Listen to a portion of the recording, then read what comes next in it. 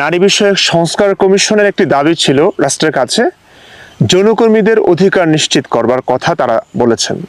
এই বিষয়টা নিয়ে মানে পতিতাদের অধিকার নিশ্চিত করা, এটি আসলে তৌহিদি জনতার কাছে খুব খারাপ লেগেছে। তারা এটি নিয়ে খুব রুষে উঠেছেন। আলেম ওলামারা এটি নিয়ে প্রতিবাদ করেছেন, মিছিল সমাবেশ হয়েছে।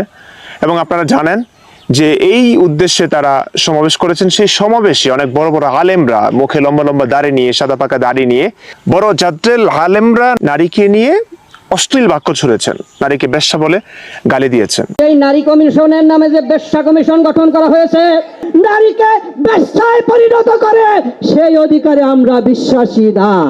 লক্ষ মানুষের সামনে সেটি, এবং বৈশ্বিক একটি প্ল্যাটফর্মের সামনে দাঁড়িয়ে, যেগুলো আমরা ইন্টারনেটে শুনতে পেয়েছি, খুবই ব্যথিত হয়েছি।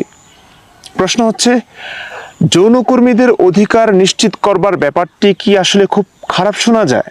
হ্যাঁ, অধিকাংশ মানুষের কাছে খারাপ শোনা যেতে পারে, খারাপ লাগতে পারে।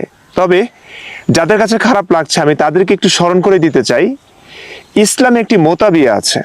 এর মানে হচ্ছে, একজন পুরুষ একজন নারীর কাছে গিয়ে বলবে, এই এত টাকার বিনিময়ে কিংবা এই জিনিসটার বিনিময়ে আমি তোমাকে এতদিনের জন্য ভোগ করতে চাই। এটি ইসলামে সম্পূর্ণ জায়েজ। আল্লাহ রসুল সাল্লাল্লাহু আলাইহি ওয়াসাল্লাম এই কাজটি করেছেন এবং নানান যুদ্ধে নানান সময় তিনি সাহাবাদেরকে এই মোতাবিয়ের অনুমতি দিয়েছিলেন। সাহাবায়ে কেরাম স্বল্প কিছুর বিনিময়ে নারীর শরীর ভোগ করেছেন। 3 দিনের জন্য, 2 দিনের জন্য, 1 দিনের জন্য, কিছু সময়ের জন্য, কয়েক ঘন্টার জন্য।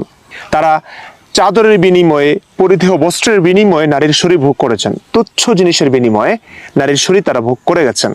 আল্লাহ রসুল কয়েক দফায় এই কাজটি কখনো হালাল করেছেন, আবার হারাম, আবার হালাল, আবার হারাম, এভাবে কয়েকবার হালাল হারামের খেলা চলতেই ছিল। অবশেষে বিদায় হজে রাসূল করিম সাল্লাল্লাহু আলাইহি ওয়াসাল্লাম সাহাবাদেরকে মোতাবিয়ের অনুমতি দেওয়ার পরে আবার কিয়ামত পর্যন্ত সেটিকে নিষিদ্ধ করে দেন। কিন্তু আশ্চর্যের বিষয় হচ্ছে, নবীর ইন্তেকালের পর আবু বকর খলিফা হন, 2 বছর 3 মাস থাকেন। এরপর ওমর রাদিয়াল্লাহু তাআলা আনহু খলিফা হন, প্রায় 10 বছর। আবু বকরের যুগে, ওমরের যুগেও সাহাবারা দেদারছে এই মোতাবিয়া করে গেছেন, স্বল্প কিছুর বিনিময়ে নারীর শরীর ভোগ করে গেছেন। খুবই বিস্ময়কর ব্যাপার না? যদি আল্লাহর রসুল এটি নিষিদ্ধ করে গিয়ে থাকেন, তাহলে আবু বকরের যুগে, ওমরের যুগে সেটি কেন চালু থাকবে? কেন সাহাবায়ে কেরাম মোতাবিয়া করবেন? ব্যাপারটা পুরোটাই ঘোলাটে। এই ঘোলাটে হওয়ার কারণেই এখনো পর্যন্ত এটি হালাল না হারাম সেটি নিয়ে আলেমদের মাঝে মতানৈক্য রয়েছে। শিয়াদের একটি দল, তারা বলেন যে মোতাবিয়া এখনো জায়েজ এবং তারা সেটি পালন করছেন। এবং ইবনে আব্বাসের মতো জাদ্রেল একজন সাহাবী, তিনি সহ সাহাবাদের একটি দল বলেন মোতাবিয়া জায়েজ আছে। শুধু তাই নয়, প্রসিদ্ধ 4 মাযহাবের 4 ইমামের 2 ইমাম, ইমাম আহমদ বিন হাম্বল এবং ইমাম মালিক রহমতুল্লাহি আলাইহির নিকটও এখনো সেটি জায়েজ আছে, ক্ষেত্র বিশেষে, প্রয়োজন অনুসারে।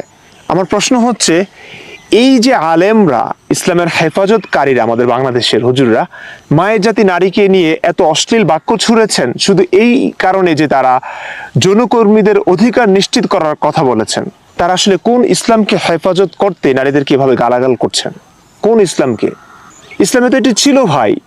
নবী করিম সাল্লাল্লাহু আলাইহি সাল্লাম করেছেন, সাহাবায়ে কেরাম করেছেন, তার পরবর্তী যুগের মানুষরা করেছেন, এখনো পর্যন্ত ক্ষেত্র বিশেষে অনেক আলেম ওলামাদের কাছে এটি জায়েজ। তাহলে তারা কেন এটিকে নিয়ে এত কথাবার্তা বলেন, এত হুঙ্কার ছাড়ছেন তারা? দেখুন, আমি ব্যক্তিগতভাবে এটিকে পছন্দ করি না। প্রত্যেকটা নারী পুরুষের সম্মানজনক কর্মসংস্থান হোক, সেটাই বিশ্বাস করি এবং সেটাই চাই। তারপরে কিছু মানুষ যদি নানান প্রয়োজনে এই কাজটাকে পেশা হিসেবে বেছে নেয়, ব্যক্তি স্বাধীনতার দিকে লক্ষ্য করে আমি প্রতিবাদ করতে পারি না। এটা তার পছন্দ হতে পারে, তার চয়েস, আমি বলবার কিছু দেখি না। আমারও পছন্দ হতে পারে, কিন্তু এই অপছন্দটা অন্যের উপর আমি চাপিয়ে দিতে পারি না। আপনাদের যাদের কাছে খুব ব্যাপারটা অদ্ভুতরে লাগছে, খুব বিদঘুটে লাগছে যে ইসলামে এমনটা থাকতে পারে কিনা, তাদের জন্য প্রায় 46 মিনিটের একটি ভিডিও আসছে। আল্লাহ রসুল মোতাবিয়া করেছেন, সাহাবায়ে কেরাম করেছেন, সাহাবাদের যতগুলো কথা বললাম সংক্ষেপে, প্রত্যেকটা রেফারেন্স সহ এবং মোতাবিয়ার আদ্যপ্রান্ত সবকিছু আমি সেই ভিডিওতে উল্লেখ করেছি। যারা এই স্বল্প কথায় বিশ্বাস করবেন না, তারা সেই পুরো ভিডিওটি দেখতে পারেন। যেখানে রেফারেন্স সহ আল্লাহ রসুলের মোতাবিয়ের কথা, সাহাবাদের মোতাবিয়ের কথা, কখন হালাল হয়েছে, কোন যুদ্ধে হালাল করা হয়েছে, কেন করা হয়েছে, বিস্তারিত আলোচনা করেছি। ভিডিওটি দেখার জন্য অনুরোধ করছি আপনাদেরকে। শুধু এটুকুই চাই, ইসলাম নিয়ে প্রশ্ন তৈরি করুন। ভালো থাকুন, সুস্থ থাকুন। আল্লাহ হাফেজ।